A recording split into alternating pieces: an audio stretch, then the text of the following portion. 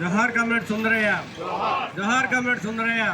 సాధిస్తాం సుందరయ్య గారి ఆశయాలను, సాధిస్తాం సుందరయ్య గారి ఆశయాలను. జోహార్ అమర వీరులకు.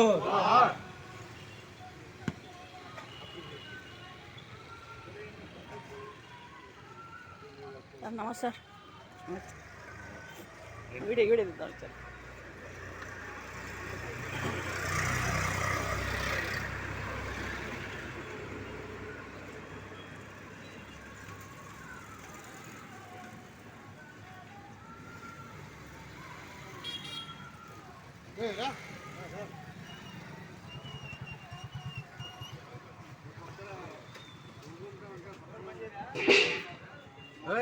ఏంటది దాని జోలికి ఎందుకు పోయారు ఇప్పుడు?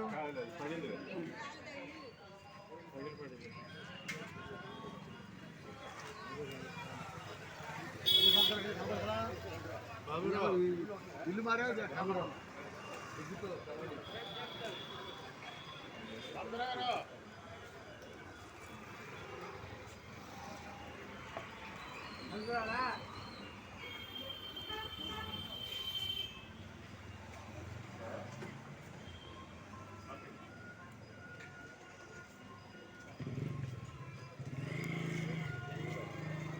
కామ్రేడ్స్, మన పార్టీ మట్టల నాయకులు దుర్గారావు గారు మాట. చిన్న మాట్లాడండి, కొంచెం పెద్ద మాట్లాడండి, కొంచెం పెద్ద మాట్లాడండి. రెడ్డి గారు, ఈరోజు మన ప్రీతమ నేత కామ్రేడ్ పొత్తులపూడి సుందరయ్య గారి వర్ధంతి సభని ఇక్కడ జరుపుకుంటా ఉన్నాం. కామ్రేడ్ సుందరయ్య గారి గురించి కొంచెం సౌండ్ పెంచండి, కొంచెం దాదాపు అందరికీ తెలుసు. సౌండ్ పెట్టండి, కొంచెం సౌండ్ పెట్టండి కదా. ఆయన అంతేనా? అదేంటి జాతీయోద్యమంలో పాల్గొని అనేక ఆటపోట్లు తిని భారత కమ్యూనిస్టు ఉద్యమంలో తనదైన శైలిలో ఉద్యమాన్ని నడిపించి రైతాంగ పోరాటానికి నాయకత్వం వచ్చినటువంటి యోధుడు కామ్రేడ్ సుందరయ్య గారు. భారత కమ్యూనిస్టు ఉద్యమం చేరిక సందర్భంగా సిపిఎం పార్టీ తొలి ప్రధాన కార్యదర్శిగా కామ్రేడ్ సుందరయ్య గారు ఎన్నిక కావడం, ఆ తర్వాత కమ్యూనిస్టు ఉద్యమ నిర్మాణాన్ని దేశంలో నిర్మించడంలో కీలక పాత్ర వహించారు. ప్రపంచ కమ్యూనిస్టు పార్టీ నాయకులని ఒకరిగా ఎదగటం ఆయన యొక్క ప్రత్యేకత.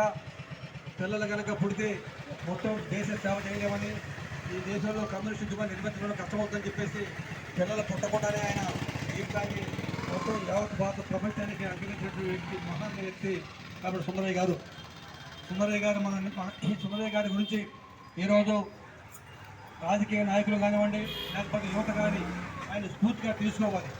పార్లమెంట్లో రోజుల్లో ఆయన సైకిల్ మీద పార్లమెంట్ పోవడం అంటే సామాన్య విషయం కాదు. బట్ ఆనాడు తొలి ప్రతిపక్ష నాయకుడిగా సుందరయ్య గారు ఉన్నారు. సుందరయ్య గారు పార్లమెంట్ భవనానికి సైకిల్ మీద వెళ్తున్న సందర్భంలో పార్లమెంట్లో ఆయన మాట్లాడే సందర్భంలో కానీ నెహ్రూ గారు ఆనాడు ప్రధానమంత్రి నెహ్రూ గారు చాలా ఆసక్తిగా సుందరయ్య గారి లేవనెత్తే అంశాలని చాలా ఆసక్తిగా వినేటువంటి పరిస్థితి ఆ రోజు ఉన్నది. ఈరోజు పార్లమెంట్ కానీ అసెంబ్లీ మనం చూస్తూ ఉన్నాం, ఏ రకంగా బూత్ పురాణంతో తిట్టుకుంటున్నారో మనం చూస్తూ ఉన్నాం. సుందరయ్య గారి గురించి ఈరోజు దేశవ్యాప్తంగా ఆయన నివాళులు అర్పిస్తున్నటువంటి సుందరయ్య గారు ఏ ఆశయం కోసం అయితే పనిచేశాడో ఆ ఆశయ సాధన కోసం ఈ దేశంలో ఉన్నటువంటి కష్టజీవుల రాజ్యాన్ని, కార్మిక వర్గ రాజ్యాన్ని ఈ దేశంలో నిర్మించడం ఆయన ఏకైక లక్ష్యంగా ముందుకు సాగారు.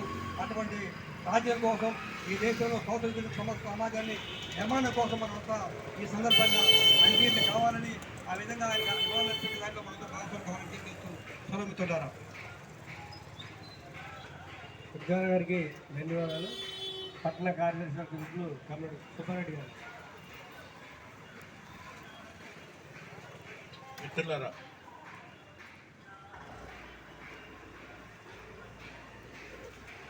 డెబ్బై ఏళ్ల రాజకీయ నిష్కలంక జీవితం సుందరయ్య. ప్రతిపక్ష పార్టీలు సైతం గౌరవించేటటువంటి మహోన్నతమైన వ్యక్తిత్వం ఆయనది. చెప్పారు దుర్గారావు గారు. ఈరోజు అసెంబ్లీ పార్లమెంట్ చూస్తుంటే మనం కూడా మాట్లాడుకోం అటువంటి అసభ్యమైన పదజాలాన్ని అలా ఉపయోగిస్తాం. ఉత్తమ పార్లమెంటేరియన్గా నిస్వార్థమైన జీవితం గడిపినటువంటి ఆయన మహోన్నతమైన త్యాగం ఇంకెవరూ చేయదు. పిల్లలు పుడితే ఎక్కడ ఉద్యమానికి పనిచేయలేనేమోనని ఆయన భార్య లీలా సుందరయ్య గారికి చెప్పి ఆయన కుటుంబ నియంత్రణ ఆపరేషన్ చేయించుకున్నాడు. ఆయన చేయించుకున్నాడు. ఇది చూస్తుంటే మహాభారతంలో భీష్ముడు ప్రతిజ్ఞ గుర్తుకొస్తాం. అటువంటి విలువలు కలిగిన నాయకులు ఈ దేశం కోసం, ప్రజల కోసం, రాజకీయాలంటే ఇవాళ ప్రజల కోసం పనిచేసేదే రాజకీయం. ఇవాళ ప్రజల కోసం పనిచేయటం కాదు. నేను ఎంత దోసుకుంటానో, లేకపోతే జనాన్ని ఎట్ట మభ్య పెడతాను, దెబ్బ పంచి ఎట్లా కొల్లగొట్టాలి. దాంట్లో భాగంగానే ఇవాళ రాష్ట్రంలో రాజకీయాలు నడుస్తున్నాయి, కేంద్రంలో రాజకీయాలు నడుస్తున్నాయి. విద్యుత్ ఒప్పందాలు ఇవాళ మనకు తెలియకుండానే మన మీద విద్యుత్ బిల్లు 100 రూపాయలు వస్తే సుంకాలు 100 రూపాయలు వస్తున్నాయి. దీనికి ఆద్యుడు ఎవరంటే జగన్మోహన్ రెడ్డి గారు. 18,000 కోట్ల రూపాయలు ఆయన లంచాలు తీసుకొని విద్యుత్ ఒప్పందాలు చేసుకున్నాడు. నేను వస్తే ఈ విద్యుత్ ఒప్పందాలను రద్దు చేస్తా అన్నాడు చంద్రబాబు నాయుడు గారు. సరే నిజమైన అనుకుని ప్రజలు నమ్మారు, ఓట్లు వేశారు, గెలిచారు. గెలిచిన తర్వాత ఆ ఒప్పందాలను రద్దు చేయాలి కదా. రద్దు చేయకుండా దాన్ని కొనసాగింపుగా మరింత భారాలు వేసి ఈయన దోసుకుంటున్నాడు. అనేక దేశాలు ఆ ఒప్పందం నుంచి, అదాని ఒప్పందం నుంచి వెనక తగ్గినాయి. విద్యుత్ ఒప్పందాలు ఇదంతా పెద్ద గోల్మాలని అమెరికాలో కేసేశారు కోర్టులో. కానీ మన రాష్ట్ర ప్రభుత్వం ఇక్కడ నిమ్మక నీరెత్తినట్టు అసలు నాకేం పట్టినట్టు కూర్చుంది. వాస్తవంగా అయితే జగన్మోహన్ రెడ్డిని అరెస్టు చేయడు, దాని మీద మాట్లాడు. అంటే దీనివల్ల మనకు అర్థమవుతుంది ఏంటంటే ఇద్దరు తోడు దొంగలే, ఇద్దరు ప్రజలు దోసుకునే వాళ్ళే, ఇద్దరు దేశాన్ని, రాష్ట్రాన్ని తమ స్వార్థం కోసం బలిపెట్టేటటువంటి వాళ్ళే. నిన్నగాక మొన్న చంద్రబాబు నాయుడు కుంభకోణం ఒకటి బయటకు వచ్చింది. ఏంటది? కుట్టు మిషన్ల పంపిణీ. కుట్టు మిషన్లు మేము కూడా కొన్నాం ఇక్కడ. కుట్టు శిక్షణ పెడితే 5,750 రూపాయలు, లేదా ఇంకొద్దిగా కాస్ట్లీ కొంటే, కొద్దిగా పెద్ద మిషన్ కొంటే 7,500, అంతకు మించి లేదు. కానీ 20,000 రూపాయలు పెట్టి రాష్ట్రం అంతా పంపుతున్నారు. 20,000 రూపాయలు 7,000 పోతే మిగతా 13,000 ఎవరి జేబుల్లోకి వెళ్తుంది? ఇదంతా ప్రజలకు అర్థమవుతుందా? అర్థమై దీన్ని ప్రశ్నించాల్సిన అవసరం ఉందా లేదా? ఉంది. రాజకీయం అంటేనే ప్రశ్నించాలి. ప్రశ్నించకుండా ఎట్లను? విలువలతో కూడిన రాజకీయాలు నడపాలి. విలువలు ఎడుదిరిగి పోని ప్రశ్నించే తత్వమైన ముందుకు రావాలి. ఆ మేరకు ముందుకొచ్చి సుందరయ్య గారి స్ఫూర్తితో ఉద్యమాలు నిర్మించాలి. అప్పుడే ఆయనకు ఘనమైన నివాళి. ఆ మేరకు మనం ముందుకెళ్దామని చెప్తూ సుందరయ్య గారికి మరొకసారి నివాళులు అర్పిస్తూ సెలవు.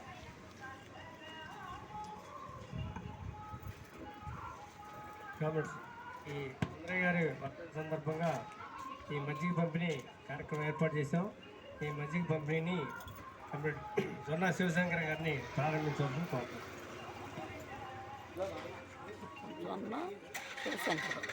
జొన్న శివశంకరరావు పేరు, ఇంటి పేరు జొన్న. రెడ్లండి వాళ్ళు, రెడ్లేదా? రెడ్లా సార్ వాళ్ళు? అదే జొన్న శివరెడ్డి అన్నారు కదా. నాయుడులా?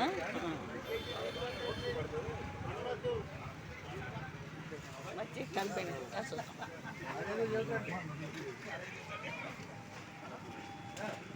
ఏది పెట్టనే ఉండదు.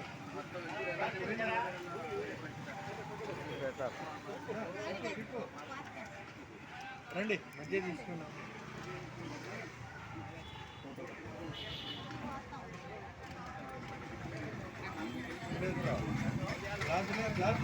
వదిలే మేడం, వదిలే.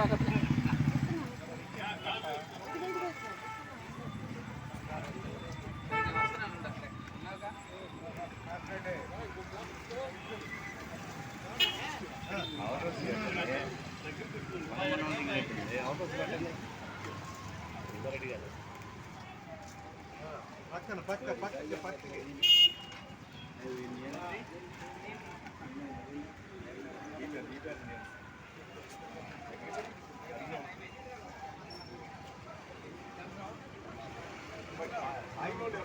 ఎలా ఉంటుంది చెప్పలేదు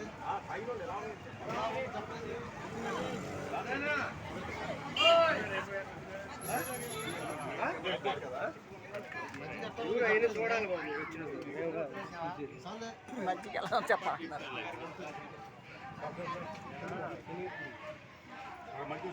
హలో హలో కామ్రేడ్స్, రేపు 20వ తారీఖు జరగాల్సినటువంటి జాతీయ సమ్మె అనివార్య కారణంగా వాయిదా పడింది జూలై 9కి. ఇదే సందర్భంగా 20వ తారీఖు అన్ని పట్టణాల్లో ప్రదర్శనలు నిరసన కార్యక్రమం చేయమన్నారు. రేపు 10 గంటలకి ఎంఆర్ఓ దగ్గర నిరసన కార్యక్రమం ఉంటుంది, అందరూ కూడా పాల్గొనాలని చెప్పేసి కోరుతా ఉన్నాం.